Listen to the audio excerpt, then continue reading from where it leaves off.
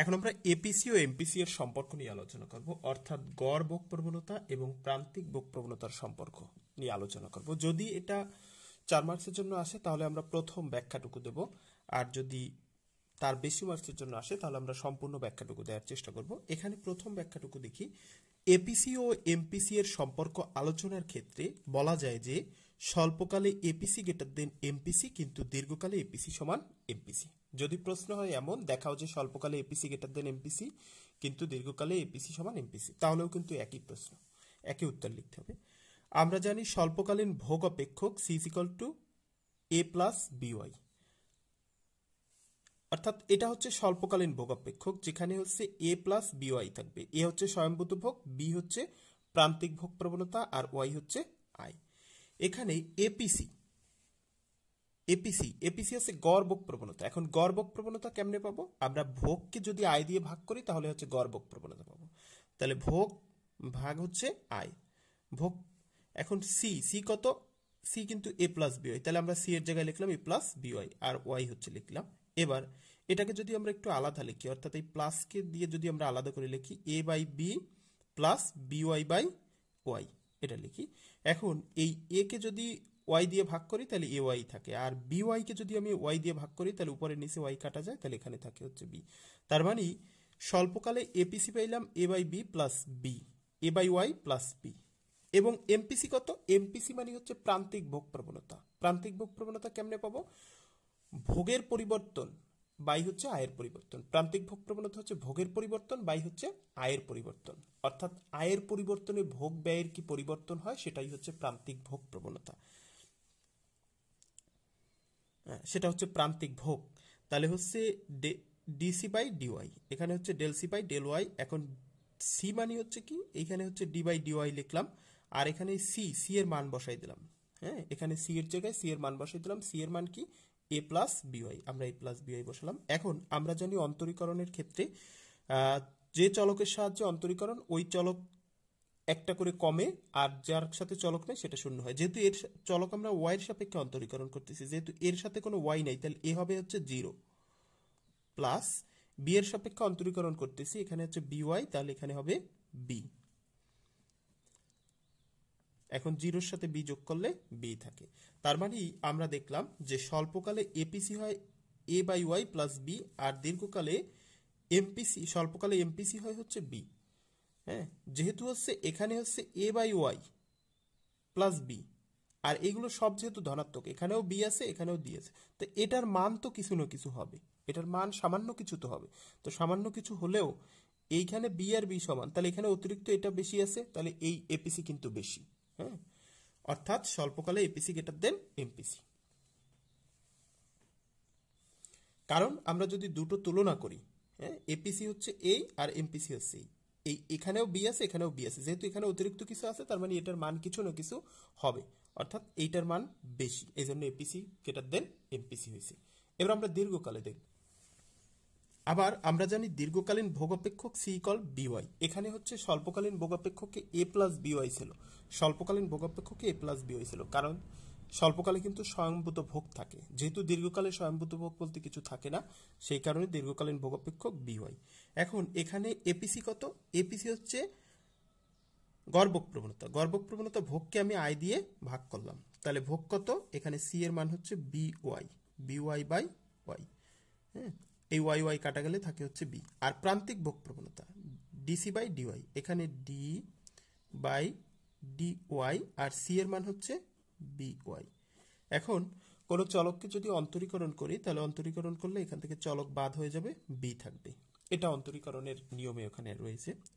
আচ্ছা, তাহলে দেখলাম দীর্ঘকালে কিন্তু এপিসিও হচ্ছে বি আর এমপিসিও হচ্ছে বি, তার মানে দীর্ঘকালে, অর্থাৎ দীর্ঘকালে এপিসি সমান এমপিসি। 4 মার্কসের জন্য এটুকু লিখলে হবে। এখন যদি এর চেয়েও বেশি থাকে তাহলে আমরা একটু চিত্র সহ ব্যাখ্যা দেবো। এবার আমরা এই বিষয়টাই চিত্রের সাহায্যে দেখব। এখানে আমরা পাশাপাশি দেখানোর জন্য দুটো চিত্র নিয়েছি পাশাপাশি। এটা হচ্ছে আমরা স্বল্পকালীন ভোগাপেক্ষক দেখাবো।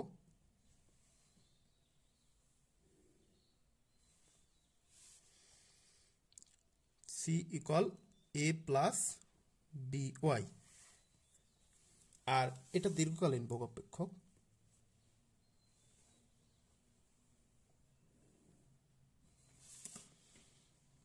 C equal B Y. একটা বিষয় আমরা খেয়াল করি যে স্বল্পকালীন ভোগাপেক্ষ C equal E plus B Y এটা কিন্তু হচ্ছে এই ভূমি অক্ষ থেকে ওঠেনি, একটু উপর থেকে উঠছে।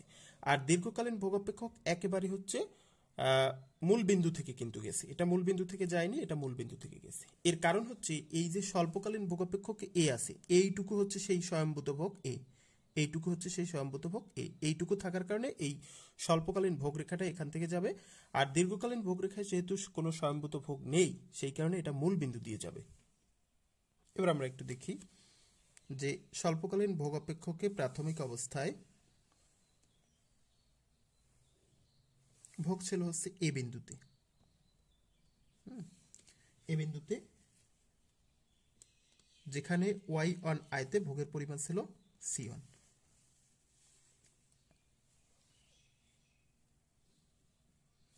এবার আয় যদি বেড়ে যায়,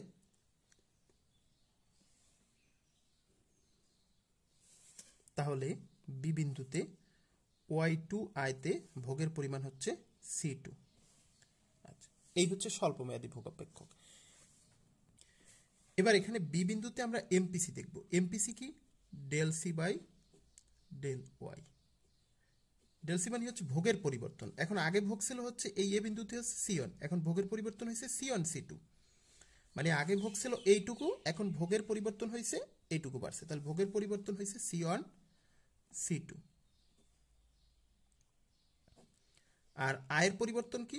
Y one Y two. Del Y মানে হচ্ছে আয়ের পরিবর্তন, ওয়াই ওয়ান ওয়াই টু। তাহলে স্বল্পমেয়াদে ভোগ, স্বল্পমেয়াদে এমপিসি পাইলাম হচ্ছে C one C two Y one Y two. আর এমপিসি এপিসি কত? এপিসি হচ্ছে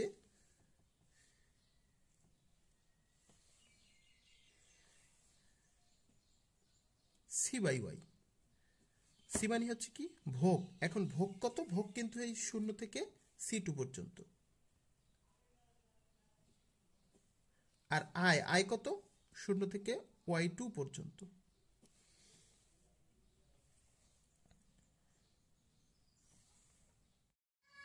এখানে ও সি টু, ও সি টু হচ্ছে এই হচ্ছে ও সি টু, অর্থাৎ মোট ভোগ, আর ও ওয়াই টু হচ্ছে মোট আয়। মোট ভোগকে মোট আয় দ্বারা ভাগ করলে হচ্ছে গড় ভোগ পাওয়া যায়। এটাকে যদি আমরা একটু, যেহেতু ওসি টু হচ্ছে এই, এখন ওসি টু হচ্ছে দুই ভাগে বিভক্ত, একটা হচ্ছে ওসি অন আর একটা হচ্ছে সি অন সি টু। আমরা এরকম লিখতে পারি, এই ওসি টুকে লিখতে পারি O C one plus C one C two. আর নিচে এই যে ও ওয়াই টুকে আমরা লিখতে পারি, ও ওয়াই টুকে আমরা লিখতে পারি O Y one plus Y one Y two, O Y one plus Y one Y two.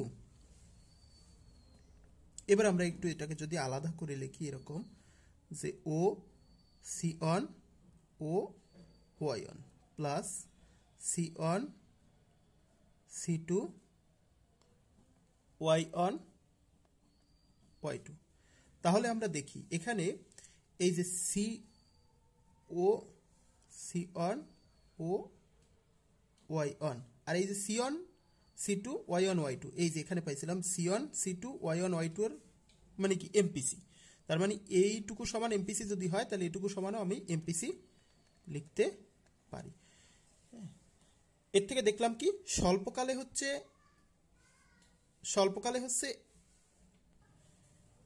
MPC হয় হচ্ছে C one C two Y one Y two, আর এপিসি হয় হচ্ছে O Y one O Y two, আর তার সাথে হচ্ছে MPC তো আছেই। তার মানে এমপিসির চেয়ে আরও বেশি কিছু যোগ আছে ওর সাথে।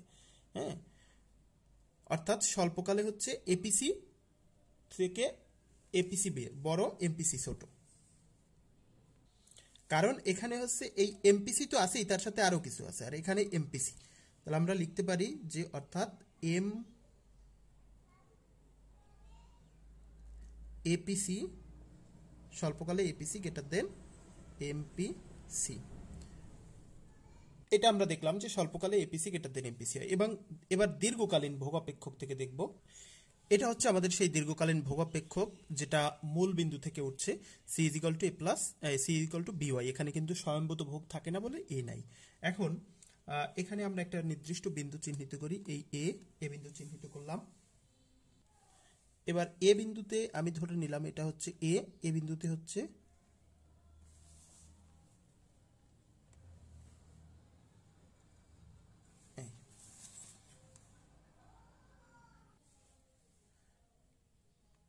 y1 আর এটা হচ্ছে c1।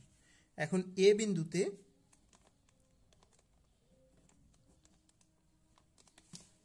এমপিসি এমপিসি কি, এখানে ভোগ কিন্তু এটাই ও c1 আর ও y1, এটা কিন্তু এমপিসি। আর এপিসি কি হবে, এই এ বিন্দুতে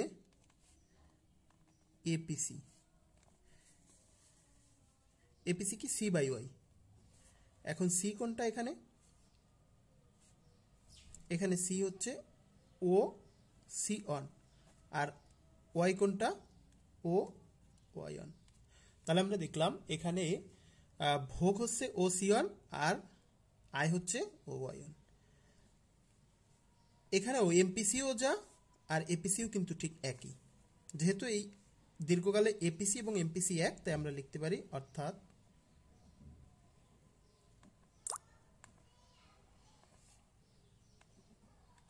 এপিসি ইকুয়াল এমপিসি।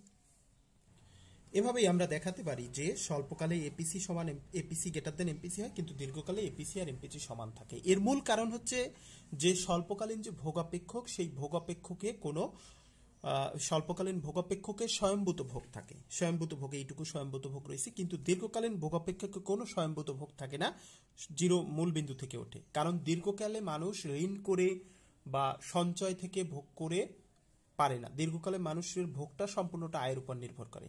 এই কারণে স্বল্পকালীন ভোগাপেক্ষকে এপিসি বেশি হয়, এমপিসি কম হয়, কিন্তু দীর্ঘকালে এপিসি আর এমপিসি সব সমান থাকে।